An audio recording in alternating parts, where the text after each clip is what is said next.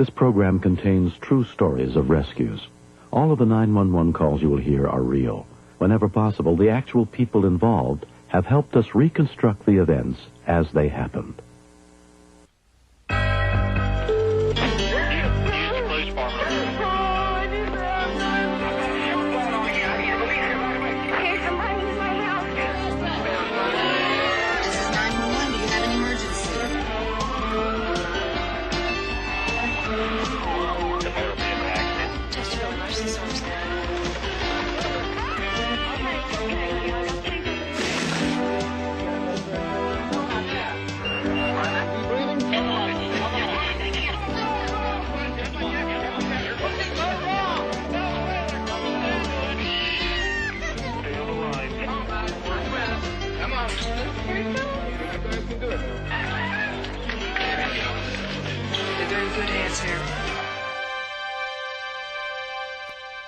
Coming face to face with danger reminds us just how precious life can be.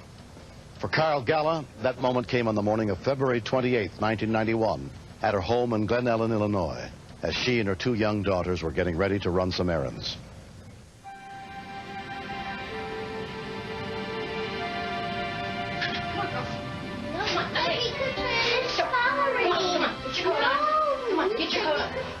On Thursday morning, we're always in a big rush, and I kind of wanted just to clean up a little bit before I left. I don't want to argue with you, Janine. I just was buying what was the second to the last load of clothes.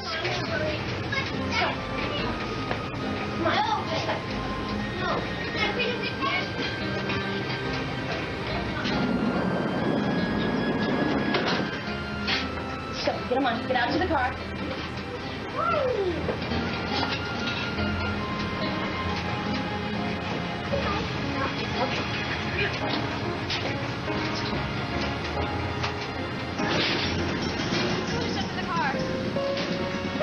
When I opened the door and smelled fire, I looked in the garage and there was nothing there. So I thought, well, this is really weird. And then when I turned around is when I saw the fire. Oh, my God. Andrea, stay right there, Andrea. I thought, I can handle this. Maybe I would have been able to handle it if I had a fire extinguisher. Andrea, get outside. So I ran to get a bucket.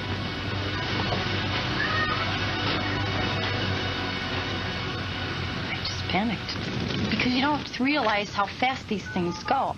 Carol called 911 to report the fire. I tried to help her. She said, don't, just stay away. It was hopeless. No, my children are all outside. Okay, be out in front. Please hurry. Andrea, come on, let's go. Come on. Stephanie? Stephanie?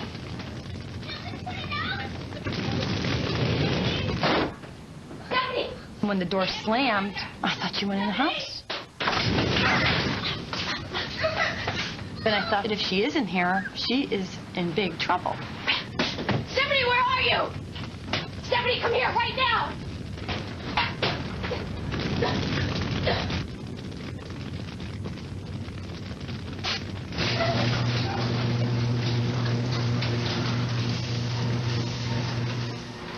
The garage door closed all by itself. And I'm like, uh-oh. Members of the Glen Ellyn Volunteer Fire Department responded, including Chief Stuart Stone. When people dial 911, the tones go off, everybody has a pager, so that everybody knows where it is and what is happening.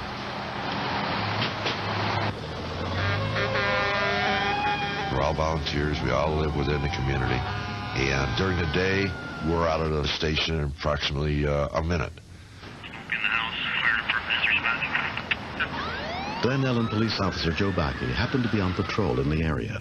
I was only about 3 blocks away, so I responded to the scene to block traffic, which is what we do at fire scenes.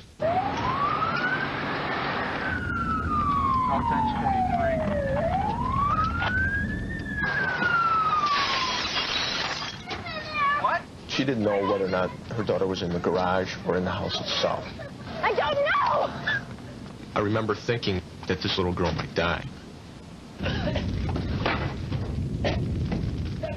He ran in the house several times, and he couldn't breathe, and he said it was tremendous heat.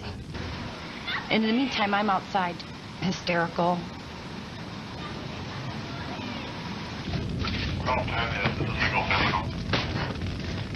Expedite, right away.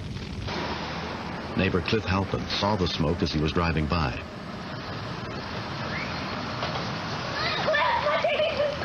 The first thing that hit me was to get some cloth and dip it in the snow so that I could breathe through it when it was wet.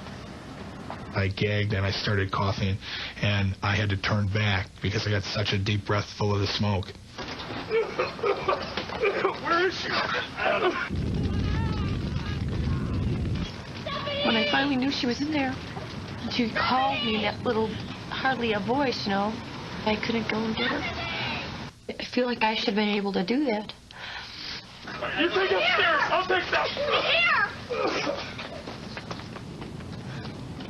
As Joe went into the garage, and I knew that I might have to go in after him, that was real scary for me.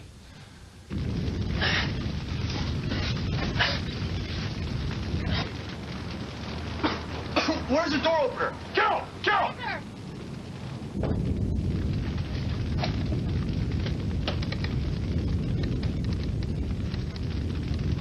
The wires must be burned because it's not working. And it was a matter of timing. Either he was going to come out in 15 or 20 seconds, or I was going to have to go in. Call your daughter.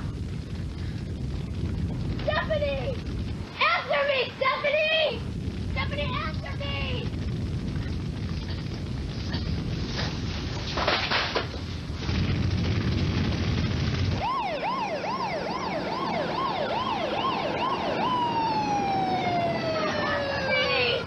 I thought the very worst thing had happened, and I just lost it. I mean, I just felt like someone was sucking the life out of me. It was just like a big, empty, black feeling. She's in the garage. Get underneath. Stephanie? Stephanie, come here.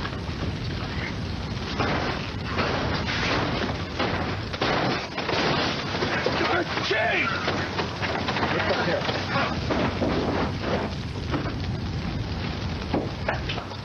Got her, Joe. Go. I got her. All I remember is they moved her to the front of the house on a flat surface. And then I remember Cliff telling me she's breathing, she's alive. Her eyes were closed. She was completely limp. And I had never seen anybody like that before that had all this spittle around their mouth. And I knew it had come from her lungs. So she was very, very gone. Paramedic Mary Alice Van Hefty and her partner also responded to the fire. She was lethargic when we first saw her. She wasn't a typical little kid. She wasn't even crying. She just looked at you because she was so frightened. And then she started to cry a little, and then she was wiggling all about like a little person was supposed to. Officer Bakke was also treated at the scene. This sounds really corny, but I think God sent him to me. He just jumped right in there, and he didn't think twice. It never crossed my mind that I was really in danger. My concern was for their little girl. We were just so lucky that he showed up, because if he didn't show up, I know that she would have died. I know she would have died.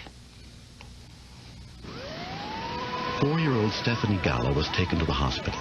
After 5 days, she was released with no permanent damage.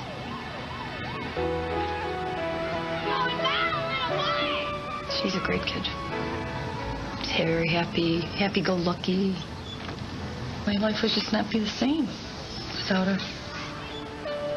It was later determined that the fire was caused by clothes under the dryer that had come in contact with a pilot light and ignited. I should have had a fire extinguisher.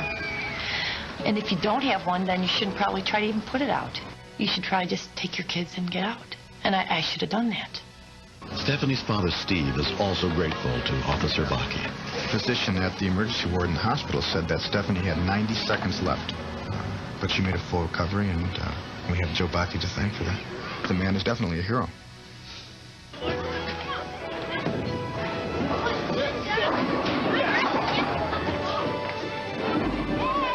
I think Joe is really nice.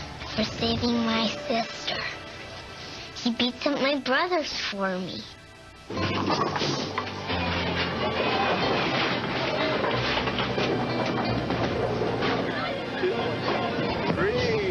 He's just extra special. I mean, he took it personally. I mean, it was like he was not going to let her die in there. I was just lucky enough to be in the right place at the right time to help her out.